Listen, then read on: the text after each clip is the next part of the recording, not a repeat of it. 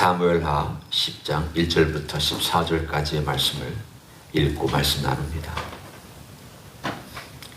그 후에 암몬 자손의 왕이 죽고 그의 아들 하논이 대신하여 왕이 되니 다윗이 이르되 내가 나하스의 아들 하논에게 은총을 베풀되 그의 아버지가 내게 은총을 베푼 것 같이 하리라 하고 다윗이 그의 신하들을 보내 그의 아버지를 조상하라 하니라. 다윗의 신하들이 암몬 자손의 땅에 이르매 암몬 자손의 관리들이 그들의 주 하논에게 말하되 왕은 다윗이 주객을 당신에게 보낸 것이 왕의 아버지를 공경함인 줄로 여기시나이까. 다윗이 그의 신하들을 당신에게 보내 이 성을 엿보고 탐지하여 함락시키고자 함이 아니니까 하니 이에 하논이 다윗의 신하들을 잡아 그들의 수염 절반을 깎고 그들의 의복의 중동 볼기까지 자르고 돌려보내매 사람들이 이 일을 다윗에게 알리니라.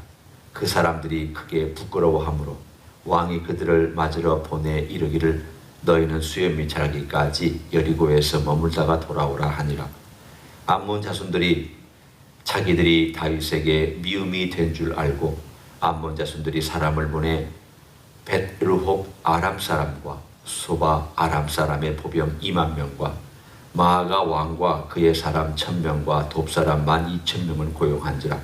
다윗이 듣고 요압과 용사의 온 무리를 보내매 암몬 자손은 나와서 성읍 어귀에 진을 쳤고 소바와 르홉 아람 사람과 돕과 마아가 사람들은 따로 들에 있더라.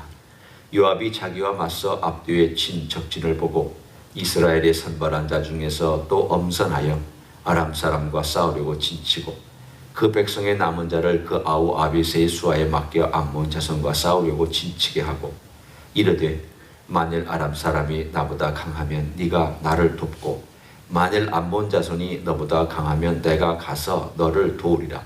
너는 담대하라. 우리가 우리 백성과 우리 하나님의 성읍들을 위하여 담대히 하자.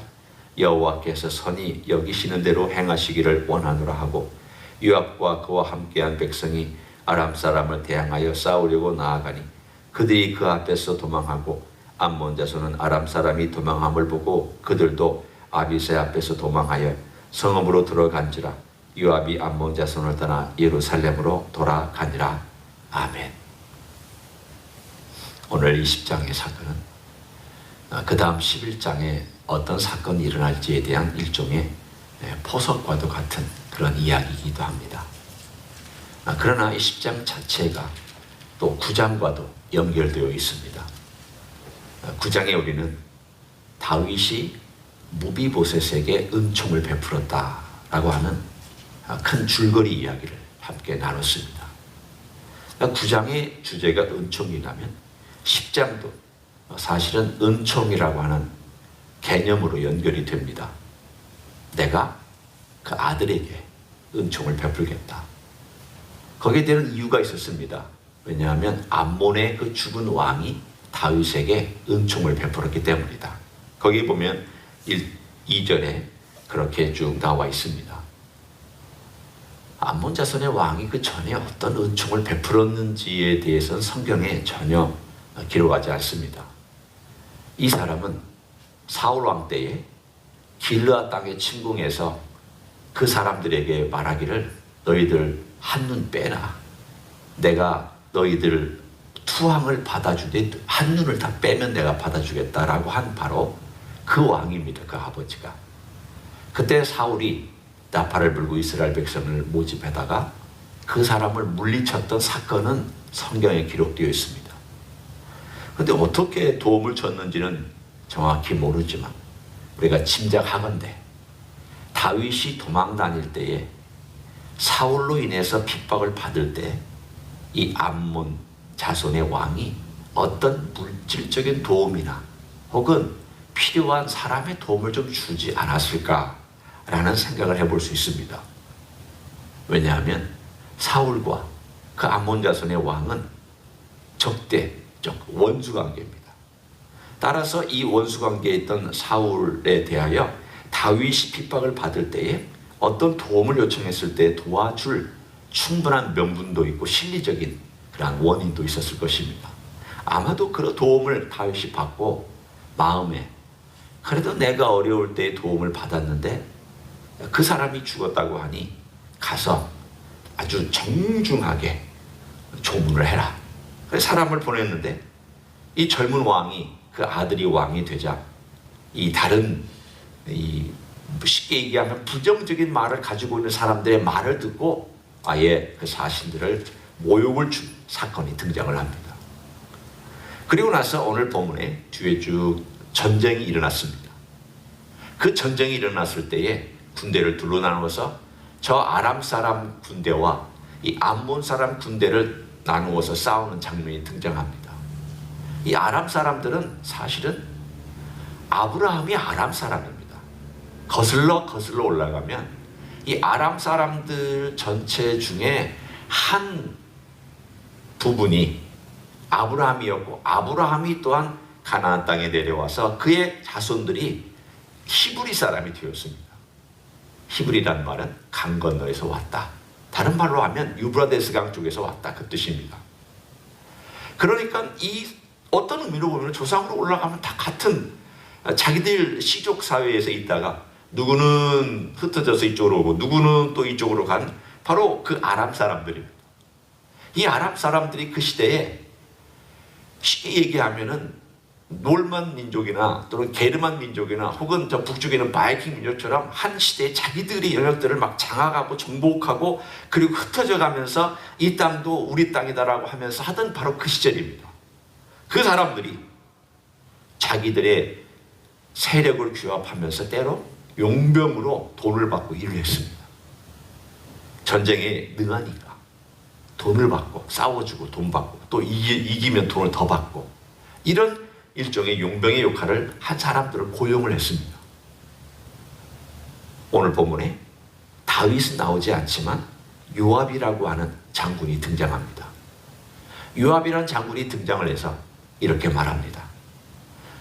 너와 우리가 싸울 때에 오늘 본문에 얘기한 내용 그대로 우리 백성과 우리 하나님의 성읍을 위하여 우리가 용기를 내자, 힘을 내자. 여호와께서 선히 여기시는 대로 행하시기를 원하노라. 오늘 이야기를 우리가 요압이 하고 있다는 얘기를 가만히 듣고 보고 있으면 요압이 대단한 신앙인이다 라고 일단 단정적으로 우리가 얘기할 수 있습니다. 그러나 잠정적으로 얘기할 수 있는 바로 이 부분도 사실은 요압은 굉장히 복합적인 인간이요 복잡한 내면을 가진 사람이라는 걸 생각해보면 그가 꼭 나쁘지만도 않고 선하지만도 않습니다. 우리는 한 사람을 볼 때 저 사람 나쁜 사람이야. 그래 모든 걸 다 나쁘게 볼 수 있지만 요압은 선과 악의 사이에서 왔다 갔다 하는 사람입니다. 자기 이익과 관련됐을 때는 하나님 편에 서지 아니하고 자기 이익 편에 서는 경향을 갖고 있는 사람입니다. 그러나 전쟁에 임하는 용사로서 싸울 때에는 그는 하나님이 원하시는 쪽과 백성을 위하는 쪽으로 섰던 사람이기도 합니다. 다윗에게도 충성한 사람이기도 합니다. 참 하나로 판단하기가 쉽지 않은 사람이 요압입니다. 오늘 적어도 12절에 요압이 얘기하고 있는 내용을 들어보면 요압은 전쟁에 임하였을 때에 하나님을 의지하고 싸운 용사입니다. 우리가 짐작해 볼 수 있는 그런 것들이 있죠. 다윗이 어떻게 그의 조카인 요압에게 신앙적인 영향을 끼쳤는가?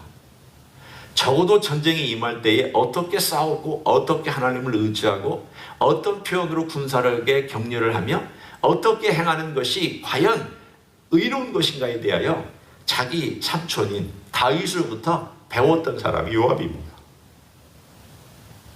400명 시절부터 좀 늘어나서 600명 시절에 조금 더 늘어나서 헤브론에서 왕이 되었던 7년 반 동안 그리고 이제 통일 왕국이 되어서 예루살렘을 중심으로 그 주변에 있는 나라들과 싸워서 아브라함에게 하나님이 약속했던 그 땅을 차지하는 바로 그 과정 속에서 이 요압은 어떻게 하나님께서 다윗을 통하여 그 약속을 이루어 가시는지를 보았습니다. 그 전에는 그 땅을 정복하지 못했습니다. 여호수아 때 정복했나요? 네, 정복했지만 부분적으로 정복했습니다. 여전히 가나안 백성들은 같이 섞여 살았습니다. 이 도시는 가나안 것, 이 도시는 이스라엘 사람 것, 조금 더 옆으로 가면 또 가나안 사람, 이렇게 막 섞여 살았던 것이기 때문에 엄밀하게 말하면 다 정복했다고 할 수가 없습니다. 사사시대 그런 일들에 섞여 살았기 때문에 있는 수많은 이야기들이 사사시대에 있었습니다. 여러분은 그 이야기를 들었습니다. 그리고 사무엘 시대로 넘어와서 섞여있던 그 이야기가 어떻게 엎치락뒤치락 하는지, 특별히 블레셋이 얼마나 힘을 강하게 가해오는지에 대한 이야기를 들었습니다. 사울 그 격전한 과정 속에서 전사해서 죽었습니다. 언제 하나님이 약속한 것이 그래도 근사치까지 올라가게 되었는가? 완전히는 올라간 적은 역사상 한 번도 없습니다. 지금도 없습니다. 언제 갔는가? 다윗을 통하여 올라간 것을 성경은 쭉 얘기합니다. 그러면 그런 다윗을 보고 있는 사람은 오늘 요압이 어떻게 하나님께서 다윗을 통하여서 하나님의 약속을, 이 약속의 땅 이루어가는가를 보면서 오늘 본문에 나온 내용이 바로 그 내용입니다. 12절에 다시 한번 제가 읽습니다. 너는 담대하라. 우리가 우리 백성과 우리 하나님의 성읍들을 위하여 담대하라. 우리 백성과 우리 하나님의 성읍들이라고 나와 있습니다. 오늘 하나님의 나라를 위하여 일하는 것은 어차피 목숨을 버리면서 일하게 되어 있습니다. 요압은 군대 장관으로서 하나님의 나라를 위하여, 이 표현 아닙니까? 우리 백성과 우리 하나님의 성읍들이라는 것은 바로 그 내용입니다. 우리 조상 아브라함에게 약속했던 하나님의 그 땅, 약속의 땅, 하나님의 말씀에 의해서 우리에게 주어진 땅, 그 당시 하나님의 나라는 그 땅입니다. 우리는 하나님의 나라가 지금은 땅은 아니지만 그 당시에는 이스라엘 백성이라고 하는 약속의 땅, 아브라함에게 했던 그 약속의 땅, 그 땅을 차지하고 거기에서 하나님의 율법과 하나님의 도와 하나님의 역사를 경험하면서, 그리고 그 하나님의 자비와 긍휼을 이웃들에게로 전하는 그 일이 바로 이 가나안 그 땅의 하나님의 나라입니다. 하나님의 나라를 위하여 목숨을 바치고 우리가 어떻게 하여야 이들을 지킬 수 있느냐라고 하는 이야기를 해줍니다. 오늘 이야기는 우리에게 무엇을 전하고 있을까? 이제 우리는 하나님의 나라의 백성입니다. 하나님 나라의 백성은 하나님 나라를 위하여 싸울 사람들입니다. 하나님 나라를 위하여서 그럼 어떻게 싸우느냐? 목사도 싸우고 장로도 싸우고 집사도 싸우고 권사도 싸우고 다 하나님 나라를 위하여 싸워가는 사람들입니다. 물론 어떤 의미로 보면은 요압이나 다윗 같은 그런 앞장서 있는 사람이 장로나 또는 목사 같은 사람이라고 할 수도 있고요. 그러나 우리 모두가 다 하나님의 나라를 위하여 싸우는 사람입니다. 이 하나님의 나라를 위하여 싸우는 이 일을 제일 먼저 가장 앞장서서, 그리고 우리 모두를 위하여 해주신 분이 예수님입니다. 요한복음 10장에 보면 주님께서 나는 선한 목자다. 선한 목자는 양을 위하여 목숨을 버린다. 나는 양을 위하여 목숨을 버리는데 내가 목숨을 버리는 것은 그 양을 얻기 위해서이다. 주님은 목숨을 바치는 분명한 목적이 있었습니다. 어떤 목적이 있습니까? 양을 얻기 위하여 내가 목숨을 버린다. 주님에게 있어서 하나님의 나라는 적어도 요한복음 10장에 있어서 양이 하나님의 나라였습니다. 하나님의 나라는 여러 가지로 표현이 됩니다. 통치다, 하나님의 권세다, 하나님의 다스림이다, 하나님 우리 주님의 보좌에 다스리는 영역들이다, 여러 가지로 표현할 수 있지만 적어도 주님께서 요한복음 10장에서 하나님의 나라에 대한 얘기를 하실 때에는 우리가 바로 하나님의 나라입니다. 왜냐하면 주님께서 하나님의 나라를 위해 오셨잖아요. 하나님의 나라가 가까이 왔다. 그 이야기는 무엇을 말씀하고 있습니까? 주님이 이 땅에 오셔서 하나님의 나라, 주님 자신이 하나님의 나라예요. 주님 자신이 걸어가는 땅이 하나님의 나라입니다. 주님이 통치하고 주님께서 병을 고치면 그게 하나님의 나라가 임한 것이고, 주님이 제 아들을 보내서 귀신을 쫓아내라, 병을 고쳐라 해서 그거 보내면 주님이 대신 간 그들이 거기서 싸워서 이긴 것이 하나님의 나라입니다. 주님이 하나님의 나라. 그런데 주님은 오히려 내가 죽는다, 그리고 양을 얻기 위하여 죽는다. 그러면 이 표현이 뭘 의미하는가? 바로 우리가 하나님의 나라는 뜻입니다. 왜냐하면 주님이 이 땅에 오셔서 심어준 그 일은 하나님의 양들, 주님의 양들이 걸어다니고, 주님의 양들이 갖고 살고, 주님의 양들이 전도하고, 주님의 양들이 먹고 마시는 모든 영역들이 이제는 주님을 대신하여서 하는 하나님의 나라이기 때문입니다. 따라서 다른 표현으로 얘기하면 우리가 하나님의 나라입니다. 주님은 기꺼이 우리를 위해서 그 목숨을 바쳐서 목자로서 돌아가셨습니다. 오늘 우리는 이걸 통하여서 주님께서 악과 싸우시고, 죄와 싸우시고, 어둠과 싸우시고, 또 사탄과 싸우시고, 십자가 위에서 이 모든 것들을 다 완성하시는 용사로서 싸우셨구나. 주님은 목자이시지만 용사하셨습니다. 목자가 용사로 돌변할 때가 있습니다. 언제 목자가 용사로 돌변합니까? 곰과 사자와 늑대와 이리가 등장하면 목자는 용사로 돌변합니다. 다윗도 목자였지만 하나님이 용사였습니다. 예수님은 우리의 목자지만 우리를 위하여 기꺼이 악과 그리고 죽음과 모든 것을 위하여 싸우셨습니다. 우리를 얻기 위하여, 하나님의 나라를 얻기 위하여 싸우셨습니다. 이제 그 싸움은 우리의 순서가 되었습니다. 주님 앞에서 이 말씀을 보면서 주님이 이런 싸움을 싸우신다면, 목숨을 바쳐서 이런 싸움을 싸우셨고 지금도 우리를 위하여 싸우고 계시다면 나는 어떤 싸움을 싸워야 할까?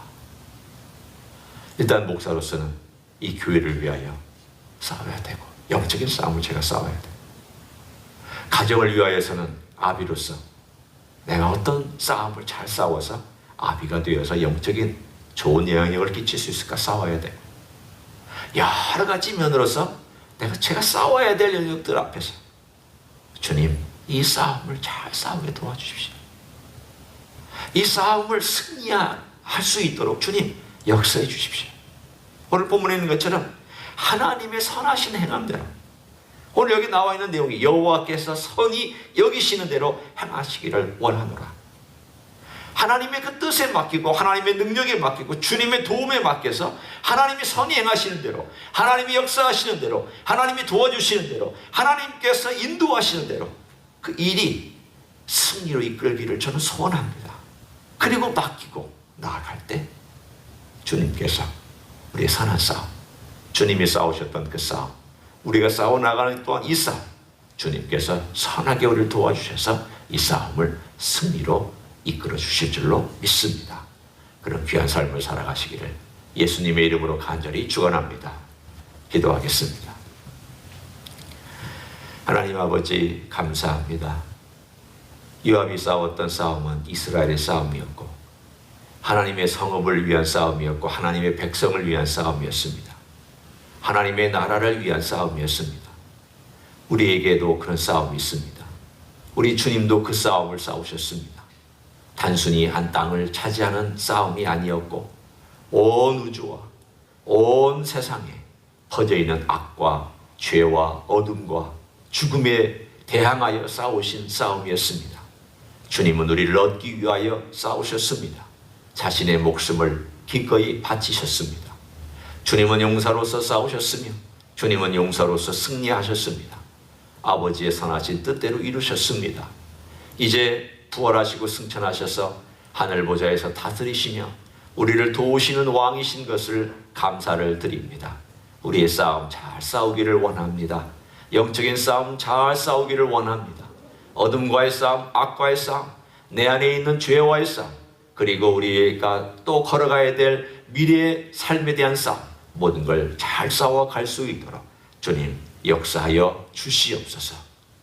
이제는 우리 구주 예수 그리스도의 은혜와 하나님 아버지의 극진하신 사랑과 성령 하나님 교통하심의 역사가 오늘도 우리 주님의 도우심을 의지하고 성령님의 도우심을 의지해서 영적인 싸움을 잘 싸워나가기를 소원하는 가정에 세배드리는 종들 위에와 이 자리에 참여한 종들 위에와 주임지 히스교회 위에와 이민교회들과 한국교회들과 선교사님들 위에 이제로부터 영원히 함께 하실지어다. 아멘.